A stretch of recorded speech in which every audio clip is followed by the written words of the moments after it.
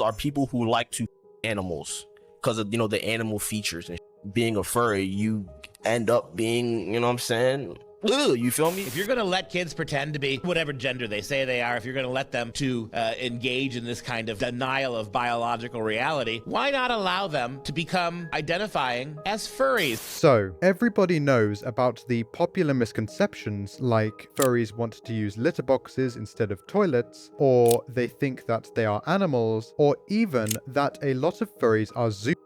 That has been spread by major news outlets throughout the years, damaging the reputation of the furry fandom. It could be a safe assumption that some of you who clicked on this video are fairly confused on what a furry actually is because of these misconceptions, but for more in-depth explanations on how these misconceptions came to be, I would recommend watching my specific videos on the topics, because this video is more about how the fandom has evolved over the years and how it should be based on how it was formed. Anyway, although I would love to ramble and tell you some more details, before I start getting a little too off topic, let me tell you what a furry actually is.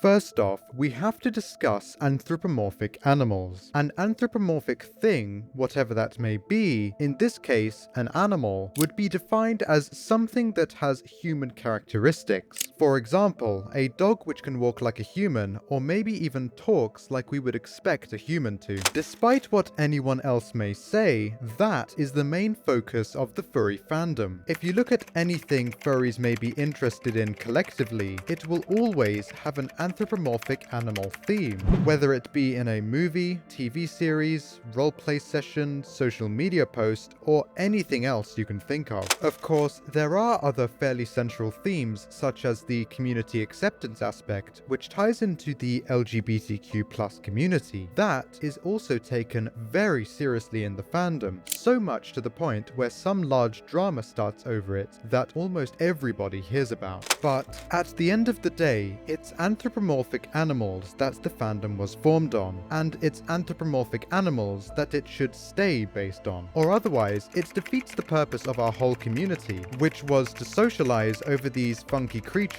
ourselves and others make. In the past, the furry fandom was formed because of a large group being interested in funny animals. That term used was eventually changed to anthropomorphic animals to better describe what people in the community were interested in to the public, mainly for clarification, but also for new members who were interested in joining. Over time, the fandom grew as more people began to show interest in anthropomorphic animals, wanting a community to socialize with. Unfortunately, misconceptions formed and a few people joined the fandom who eventually gained a rather bad reputation, which further influenced the negative perception of the community overall. We saw this in old media, in newspapers, videos, or in passing conversation, and it hasn't stopped. New media typically portrays the furry fandom in a bad light wherever possible to stir up the public with a good story, which has made the community's public image consistently bad, influencing a lot of hate from various groups. This negative coverage has created a cycle where the fandom has to consistently defend itself against misconceptions, which takes energy away from what the community was actually meant to be about, celebrating and creating anthropomorphic art, animals, and stories. Anyway, when looking at how the fandom should operate, diversity and acceptance are pretty central to what makes it work. Some research shows that furries are significantly more likely to identify with other members of their community compared to other fandoms, and about half of a furry's friends are also furries themselves. The community has always been particularly welcome to LGBTQ individuals. However, studies show that both straight and LGBTQ+ people strongly agree that the fandom accepts everyone regardless of orientation, though the acceptance for LGBTQ+ members scores even higher, which makes sense given how many furries identify in that community. As for the content within the fandom, there's room for all types of interests, whether that's completely family-friendly art and stories, or more mature content for adults. elements. The key is that it should all center around the core theme of anthropomorphic animals, and there should be clear boundaries on what's appropriate in different spaces. In all honesty, the fandom works best when it's inclusive but also self-regulating, meaning people can explore whatever interests they have within the anthropomorphic animal theme, but there are still community standards about behavior and content that protect both the community's reputation and its members' well-being. Of course, not everyone in the fandom sees eye to eye, as some may say, on how these things should be handled, and this has led to some pretty significant disagreements over the years. One of the most notable examples was a group called the Burned Furs that formed in 1998, led by someone called Squee Rat.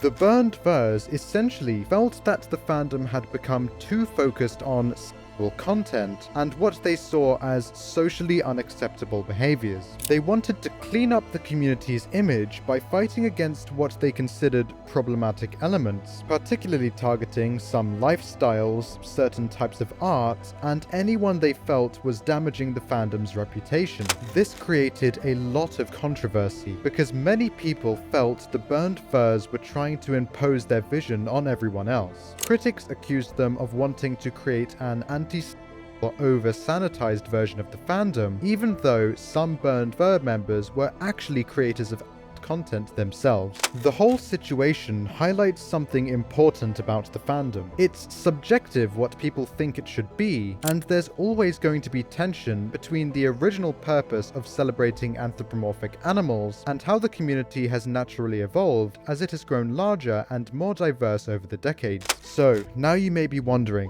what is my personal opinion? Well, I believe since the furry fandom's essential purpose is to bring people together, whoever that may be, that like anthropomorphic animals, that the fandom as a whole should be more concerned with that rather than anything else. Of course, since the fandom is large, it is bound to have disagreements and drama. It's not a closed community, and not everyone will agree with each other all the time. But it shouldn't be the focus of day-to-day interaction, especially considering how demoralizing and emotionally draining it is for a lot of people. But the counter-argument is very important. We must remove people from the community, or at the very least alert others to those who commit horrendous acts that try to hide among people who the public believe is associated with those kind of acts, as it makes our reputation even worse when major news outlets break stories on them, convincing the public that we're all deviant. Anyway, what do you think? I would love to know your thoughts, opinions, or debates. Feel free to let me and others know in the comment section below, or you can start a conversation directly on my Discord server at dsc.gg/skykes. And with that, I hope you all have a fantastic day.